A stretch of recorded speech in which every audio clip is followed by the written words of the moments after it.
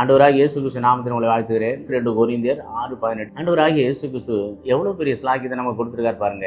அவர் நம்மளை ஏற்றுக்கொள்கிறாராம். அது மட்டும் இல்ல, குமாரரும் குமாரத்திகளுமா இருப்பீர் என்று சர்வ வல்லமை உள்ள தேவன் நம்மளை பார்த்து சொல்கிறார். எவ்வளவு பெரிய சிலாக்க. நான் இவருடைய பிள்ளை, நான் அவருடைய பிள்ளை, எம்எல்ஏ கூடிய பிள்ளை, முதலமைச்சருடைய பிள்ளை, பிரதமருடைய பிள்ளை, இப்படின்னு சொல்லுகிறத விட அண்டு சராசரியை உருவாக்கின சர்வ வல்லமையுடைய பிதா எனக்கு இருக்கிறார் என்று நாம் சொல்லும் போது எவ்வளவு பெரிய சிலாக்கியம், எவ்வளவு பெரிய பாக்கியம் தெரியுங்களா?